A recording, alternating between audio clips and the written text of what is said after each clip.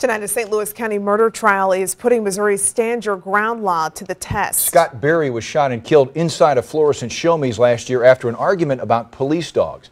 Now, it's been established that 54-year-old Neil Myers shot Berry, but the question is, was it murder or self-defense? News 4's Russell Kinsall spent the day in the courtroom and is live in Clayton outside the courthouse. Well, right now, jurors are on their way home. The defense rested their case today after calling just one witness, a customer who was inside the bar. He described Mr. Berry, the victim, as somebody who was a Dr. Jekyll and Mr. Hyde. Nice one minute, then condescending the next. This case today, the jurors heard from people who were customers inside that bar. The case really boils down to whether or not anything was said or done inside the bar that would justify that deadly shooting that day. It was February of 2018 that shots were fired inside the Show-Me's in Florissant. Scott Berry was shot 3 times and killed.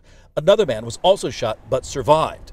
Investigators said there had been a discussion about police dogs that got a little heated. Witnesses testified that when Berry was paying his bill, and then again as he walked out, the defendant made derogatory comments. Myers allegedly told Berry to, quote, sit down and shut the expletive up, and then, quote, see you later, fat expletive.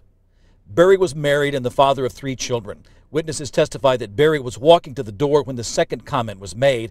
At that point, he turned around and walked back to the bar, and witnesses say he threw a punch at Myers.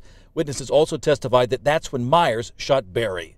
Witnesses testified they didn't hear Berry make any threats to Myers, but defense attorney Scott Rosenblum showed there were discrepancies between their testimony in court and their previous accounts of what happened. One also admitted that he didn't hear portions of the conversation between Myers and Berry, and he admitted he consumed 90 ounces of beer in 1 hour. So tomorrow morning, the defense and the prosecution will present their closing arguments. Then the case goes to the jury. Live in Clayton, Russell Kinsall, News 4.